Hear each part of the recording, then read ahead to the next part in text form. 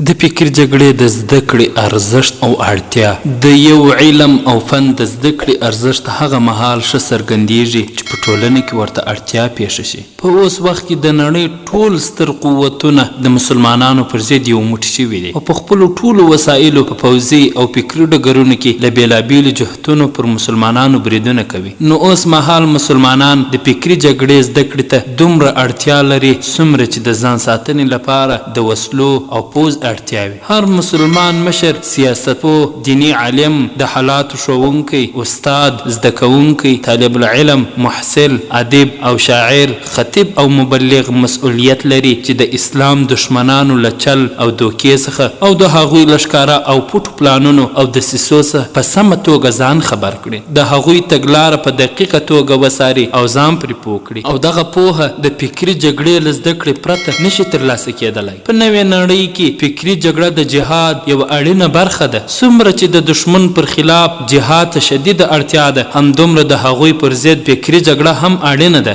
ځکه پوځي جګړه له فکري جګړې پرته ډیر تاثیر نه لري. که د جګړې په ډګر کې د پوځي او فکري جګړې ترمنځ توازن ونه ساتل شي، یو لوی پوځ د یو کوچني پوځ پر وړاندې هم بریا نشي ترلاسه کولی. که بریا ترلاسه هم کړي نو لنډمهاله به وي. ځینې پوځي ماهرین وایي چې په معاصره نړۍ کې د جګړې په ډګر کې د رسنیو فکري جګړه د پوځي جګړې 80% زیاته اغیزمنه ده. نو د وخت او حالاتو له غوښتنې او اړتیاو سره سم او خپل دفاعي حالت ته په کتو سره د دې هیڅ پلمه نشي جوړېدلی چې مسلمانان له فکري جګړې څخه غافله شي. د فکري جګړې په ډګر کې د عربي نړۍ مسلمانو علماو ډیر کار کړی. هلته پر دې موضوع سلګونه کتابونه لیکلي او دا فن د عربي نړۍ په جامعاتو کې د یوې لازمي مادي او مضمون په توګه تدریس کیږي او ځانګړي متخصصین لري. خو زموږ د هیوادونو لکه پاکستان، افغانستان او یا هم د هند نیمې لویې وچې په دیني مدرسو کې دې علم ته څومره چې اړتیا ده